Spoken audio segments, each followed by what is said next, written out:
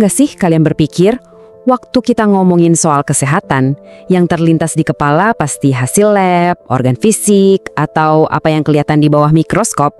Wajar sih, tapi coba deh bayangkan kalau sebenarnya ada sebuah peta energi tak terlihat yang secara harfiah mengendalikan setiap aspek diri kalian. Mulai dari seberapa cepat rambut kalian tumbuh, sampai seberapa fokus otak kalian hari ini. Nah, di ulasan bedah materi kali ini, kita akan melihat gaya visual dari kerangka kerja kuno yang memetakan gimana sebenarnya tubuh kita mengatur rekening bank energi vitalnya. Ini benar-benar bakal mengubah cara pandang kalian, serius deh. Oke, biar gampang, ini peta jalan ulasan kita hari ini. Pertama, paradigma baru kesehatan. Terus yang kedua, Jing, modal kehidupan. Ketiga, Qi, mesin vitalitas. Dan terakhir, memetakan jaringan Qi. Lewat visualisasi ini, kita bakal melihat tubuh kita dari sudut pandang yang sama sekali baru. Kita langsung masuk aja ke bagian pertama, paradigma baru kesehatan, melangkah keluar dari anatomi konvensional. Di sini saya mau minta kalian, ya sementara waktu aja, lupakan dulu buku teks biologi barat yang biasa kita pelajari di sekolah. Kalau kita perhatikan gaya visual dari dua pendekatan ini, bedanya kerasa banget kan? Pengobatan konvensional itu fokusnya ke struktur fisik yang statis. Jantung ya jantung, paru-paru ya paru-paru, beserta fungsi lokalnya masing-masing. Tapi pengobatan tradisional Tiongkok beroperasi dengan bahasa yang beda banget. Mereka memvisualisasikannya sebagai jaringan energi dinamis yang saling terhubung erat. Ada Jing, Qi, Shui atau darah, Jinya atau cairan tubuh, dan Shen atau sisi spiritual kita. Makanya menerjemahkan konsep ini ke istilah medis modern itu rasanya hampir mustahil, karena ini bukan cuma soal organ yang diam, tapi tentang mengamati pergerakan aliran energi yang terus berputar di tubuh kita.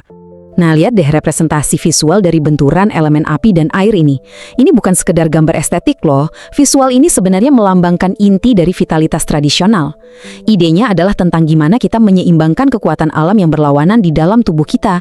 Menurut teks aslinya, kesehatan yang sesungguhnya itu baru tercapai ketika kekuatan-kekuatan dinamis ini saling menyeimbangkan dalam harmoni yang sempurna, bukan malah saling menghancurkan.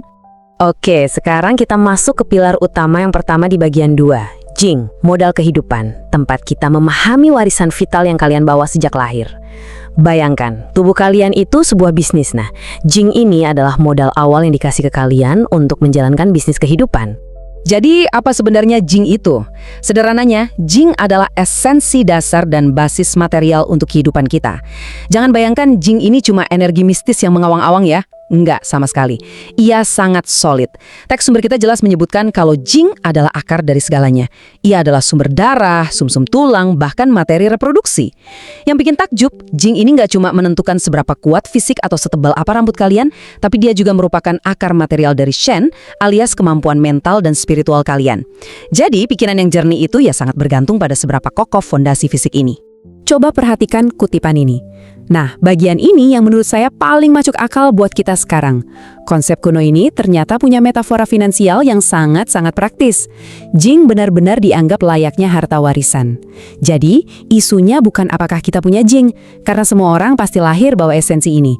Isunya adalah, apakah gaya hidup kalian sehari-hari itu bertindak sebagai penjaga yang bijak atas warisan tersebut, atau malah kalian hambur-hamburkan lewat kelelahan yang berlebihan dan pola hidup berantakan? Biar lebih kebayang, coba kita bagi warisan ini jadi 2 rekening utama. Rekening pertama, Jing prenatal.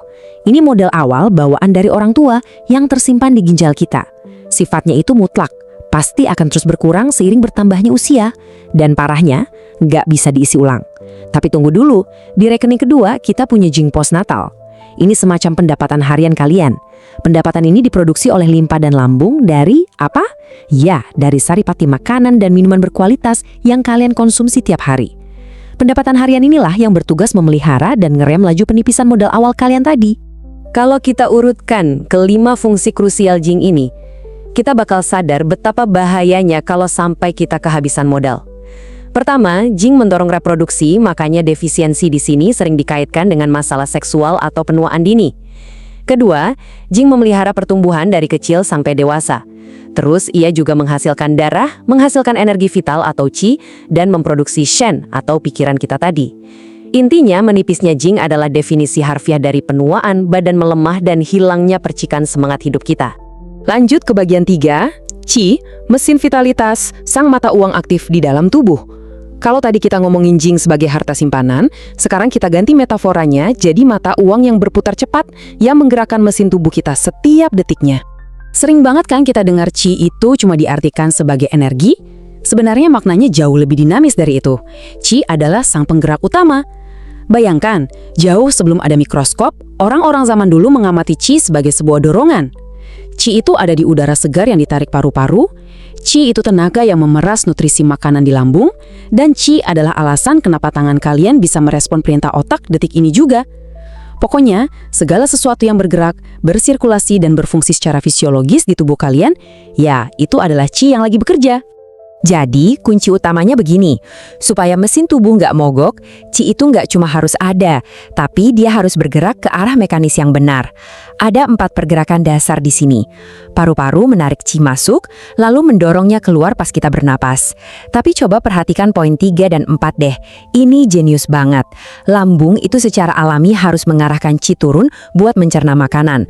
Coba bayangkan kalau arah Qi lambung berbalik naik, kalian pasti mual dan muntah kan? Sebaliknya, limpa bertugas mengarahkan nutrisi murni naik ke paru-paru untuk disebarkan. Kesehatan yang optimal itu terjadi ketika lalu lintas 4 arah ini berjalan harmonis, tanpa ada tabrakan sama sekali. Nah, untuk bagian 4 ini, pendekatan gaya visual kita bakal benar-benar ngebantu pemahaman. Memetakan jaringan Qi, bagaimana energi diklasifikasikan dan didistribusikan. Kita akan lihat persis gimana tubuh ngebangun sistem pertahanan harian kalian. Mari kita bedah tabel ini pelan-pelan. Yuan Qi itu energi dasar dari warisan bawaan kalian. Kita nggak bisa asal suntik buat nambahin porsinya. Tapi lihat yang namanya Gu Qi. Energi ini 100% murni berasal dari makanan dan minuman yang kalian lahap hari ini. Kenapa ini penting? Karena ini artinya kalian punya kendali penuh buat memodifikasi energi tersebut lewat diet sehat. Terus, Da Qi dari udara segar yang kalian hirup bakal gabung sama Gu Qi dari makanan tadi untuk merakit Zong Qi. Zong Qi ini ibarat motor yang mengontrol napas dan detak jantung kalian. Sampai pada akhirnya, semua itu diolah untuk membentuk Wei Qi, yang secara harfiah adalah perisai pertahanan pelindung tubuh kalian. Peta visual ini benar-benar brilian buat nunjukin gimana semuanya menyatu. Coba ikuti alur energinya. Da Qi dari udara yang dihirup turun ke bawah, sementara Gu Qi dari nutrisi makanan naik ke atas. Mereka ini bertemu langsung dengan esensi bawaan yang disokong sama ginjal kalian. Pertemuan ketiganya membaur dan menciptakan sebuah konfluensi energi yang disebut Zeng Qi. Nah, dari energi murni inilah tubuh memompa Wei Qi, si perisai pertahanan yang terus beredar tepat di bawah kulit kalian. Tugasnya apa? Menangkis cuaca ekstrim dan penyakit. Estetika jaringan ini membuktikan satu hal penting. Imunitas kalian itu bukan kebetulan loh. Imunitas itu dirakit secara sangat presisi dari napas, nutrisi, dan warisan esensi yang kalian rawat setiap hari. Setelah melihat keseluruhan peta jaringan energi ini, semuanya bermuara pada satu pertanyaan refleksi buat kita semua. Apakah kalian secara aktif menutrisi warisan vital kalian? Atau malah cuma sibuk menghabiskan modal awal kalian sampai bangkrut? Ingat, mulai dari membiasakan napas yang dalam, sampai menghargai fungsi pencernaan dengan makanan bergizi, setiap keputusan kecil sehari-hari pada hakikatnya adalah keputusan finansial bagi rekening bank vitalitas kalian sendiri. Pilihan ada di tangan kalian. Terima kasih sudah ikut membedah materi visual yang luar biasa ini. Teruslah belajar, sayangi tubuh kalian, dan sampai jumpa di ulasan kita berikutnya.